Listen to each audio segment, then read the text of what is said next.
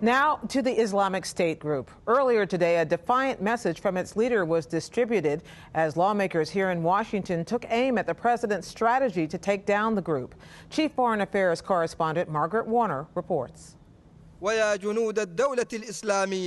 It's the first time the Islamic State leader has been heard from since Iraqi officials claimed he'd been wounded or even killed in airstrikes a week ago.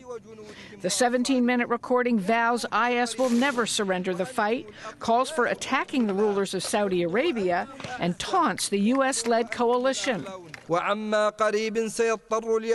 Soon the Jews and Crusaders will be forced to come down to the ground and send their ground forces to their deaths and destruction. Here is Obama, who has ordered the deployment of 1,500 additional soldiers under the claim that they are advisors because the Crusaders' airstrikes have not prevented the Islamic State's advance nor weakened its resolve. It's unclear when the recording was made, but it surfaced as Pentagon leaders told a House hearing there's been steady and sustainable progress against the Islamic State, also known as ISIL. Defense Secretary Chuck Hagel.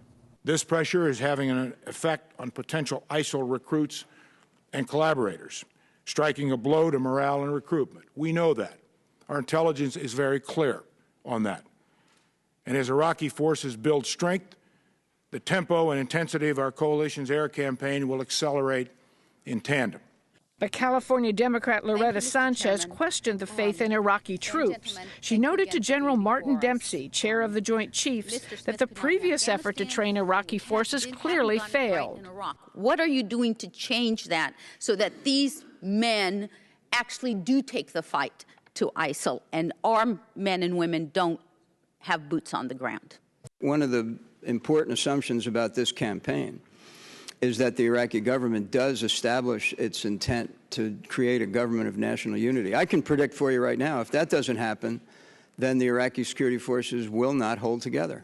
Dempsey left open the possibility that in special circumstances, American troops, now called trainers and advisors, might have to be more actively involved in the field to assist the Iraqis. There's some places along the path that I think will be fairly complex terrain for them, including, for example, Mosul, and eventually as they need to restore the border between Iraq and Syria. I'm not predicting at this point that I would recommend that those forces in Mosul and along the border would need to be accompanied by U.S. forces, but we're certainly considering it. The hearing also focused on an ongoing dispute within the coalition over U.S. strategy in Syria.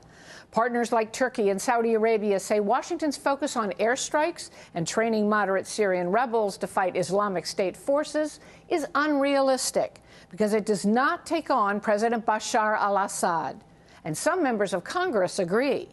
But Secretary Hagel today defended the administration's Iraq-first strategy as the most urgent and realistic. When you look at what ISIL dominates now, the swath of the control they have, eastern Syria, much of northern and western Iraq, you could change Assad today, and that's not going to change all the dynamics quickly, certainly in Syria.